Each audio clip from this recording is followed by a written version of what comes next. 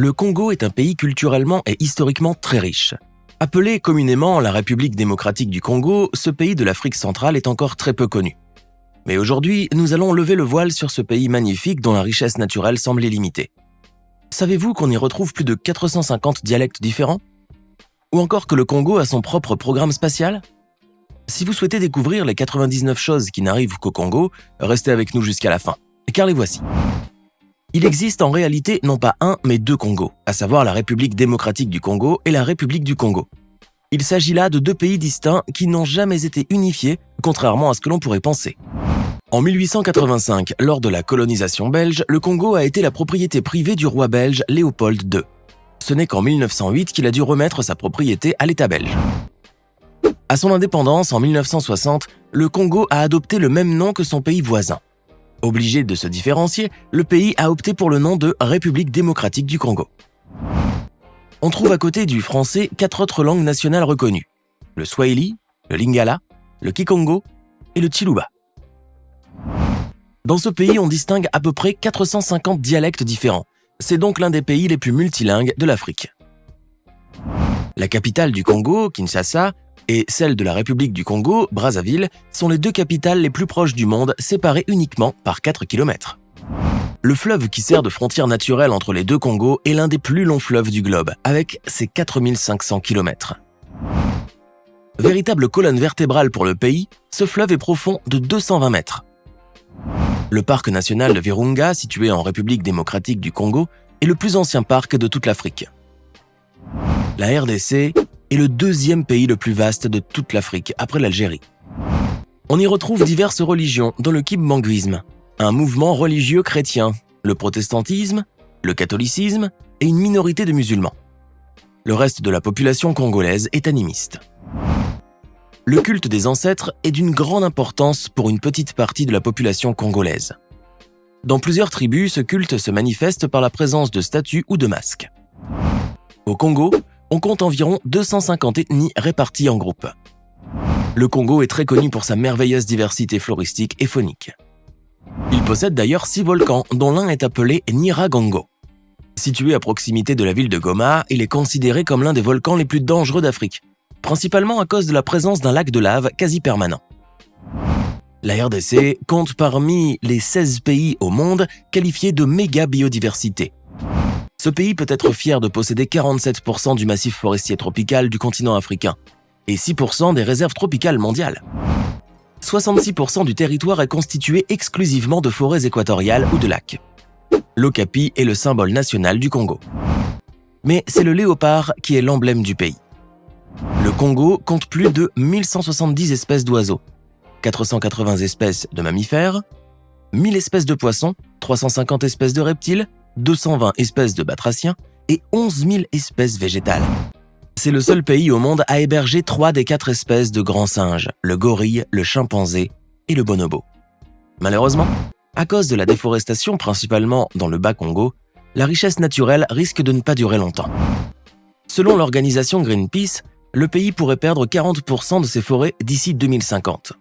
Toutefois, le Congo a bien d'autres richesses, dont notamment plusieurs ressources naturelles et minières.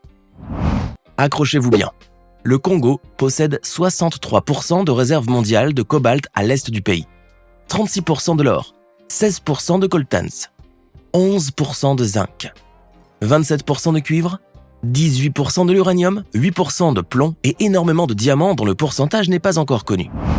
Le Congo possède surtout un des éléments essentiels pour la fabrication des téléphones du monde entier, le cobalt.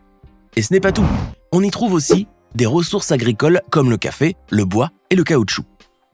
Béni par la nature, la RDC a tout autant de pétrole et de gaz. Le pays est un centre touristique car peu d'endroits au monde sont d'une beauté comparable à celle du nord-est du Congo. Malgré tout cela, la République démocratique du Congo demeure l'un des pays les plus pauvres du monde. Plusieurs Congolais dépendent de l'agriculture pour survivre. Les estimations soutiennent qu'une grande partie de la population vit en dessous du seuil de la pauvreté. L'éducation et la santé sont encore très peu développées dans le pays. Le Congo est un pays aussi pauvre que cher. En 2018, il a été classé 176e sur l'indice du développement humain. La République démocratique du Congo est aussi tristement réputée comme étant un des pays les plus dangereux pour la femme. et en cas de décès de son mari, il est possible qu'elle doive suivre un ensemble de rites et de dures épreuves. Il arrive parfois dans certains coins reculés du pays que la jeune veuve soit mariée à l'un de ses beaux-frères dans le cadre de la continuité du mariage déjà contracté. De même, si la femme décède, certaines tribus attribuent une de ses sœurs de la défunte au veuf. Très peu actives politiquement, certaines femmes du Congo sont très marginalisées. Les hommes infidèles congolais surnomment leur maîtresse pudiquement « deuxième bureau ». Avant de poursuivre cette vidéo, voici la question du jour. À votre avis, combien y a-t-il de pays en Afrique? Est-ce option A 54, option B 56, option C 74? Écrivez la bonne réponse dans les commentaires et nous verrons en fin de vidéo si vous avez eu raison. Avant le mariage, la famille du mari se doit de négocier un montant de dot avec l'oncle ou le père de la future mariée afin de déterminer sa valeur symbolique. C'est d'ailleurs souvent l'oncle maternel qui exerce l'autorité dans une famille. Quant aux enfants de moins de 14 ans, ils constituent 47,4% de la population. Le pays a un taux de croissance annuel de la population qui s'élève à 3,07%. L'espérance de vie en RDC n'est en moyenne que de 60 ans. Il n'y a aucune ville au Congo qui répondrait à tous les critères de ville dite moderne. À Kinshasa, on trouve des taudis qui coexistent avec des résidences et commerces très chics. Néanmoins, Kinshasa est aussi célèbre dans la sous-région comme étant un carrefour de la diversité culturelle, où pratiquement toutes les ethnies, les langues et les cultures du Congo se côtoient. Chaque ethnie du Congo conserve son propre mode de vie qui se traduit par des pratiques spécifiques, telles que les danses, les musiques, l'artisanat, ce qui forme un patrimoine humain et culturel unique au monde. Incontournable au Congo, la danse fait partie de la culture de la population. Les habitants de Kinshasa, appelés Kinoa, ont longtemps pratiqué la danse du Ndombolo, jusqu'aux années 2000. On trouve actuellement au Congo des danses traditionnelles très diverses, dont la danse des échasses pratiquée au Nyari, la danse kébé-kébé, des Mbochi. Ces danses sont essentiellement pratiquées dans les zones urbaines. Quant à la musique congolaise, elle s'est propagée dans toute l'Afrique sous multiples dénominations, Congo Music, Jazz congolais, etc. La rumba congolaise, ou encore le soukous, sont des styles de musique qui ont été si populaires qu'ils se sont propagés au-delà des frontières du pays. La musique a même influencé la population à adopter un style vestimentaire appelé la SAP, autrement dit la Société des ambianceurs et des personnes élégantes. L'inventeur du mot SAP serait Christian Loubaki, un homme à tout faire congolais travaillant dans le quartier huppé du 16e arrondissement à Paris qui aurait observé ses employeurs s'habiller et profiter des vieux vêtements qu'ils lui offraient. En 1978, avec la complicité de Kofino Massamba, Christian Loubaki crée sa première boutique, la Saperie à Bakongo, le quartier par excellence de la sape au Congo. Ce mouvement, que l'on compare au dandysme, consiste à s'habiller de manière très élégante, quitte à dépenser des sommes d'argent très importantes. Au Kinshasa, on trouve de nos jours plusieurs sapeurs habillés en vêtements colorés, costumes, cravates et portant des lunettes de soleil même la nuit. Selon les sapologues, le premier commandement de la sape est « Tu saperas sur terre avec les humains et au ciel avec ton Dieu créateur ». Le mouvement a pris une ampleur telle que des femmes congolaises deviennent aussi sapeuses. Il existe aujourd'hui une religion dénommée Kitandi, fondée par un Kinois appelé Stervos Niarchos qui s'est autoproclamé pape de la sape. Devant sa tombe, tous les sapeurs du Congo viennent se recueillir chaque 10 février. Le spectacle est d'ailleurs grandiose.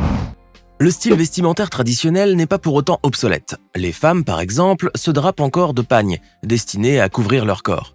Ce tissu a de multiples usages. Il sert de couverture, de couvre-chef ou de porte-bébé. Le pagne a même une toute autre dimension. La femme congolaise s'en sert aussi pour manifester son élégance et sa réussite sociale. En cuisine, les Congolais ont plusieurs plats nationaux. Ils raffolent entre autres du fumbwa, du sakasaka et surtout du pondu. Un plat composé de feuilles de manioc consommé absolument partout au Congo.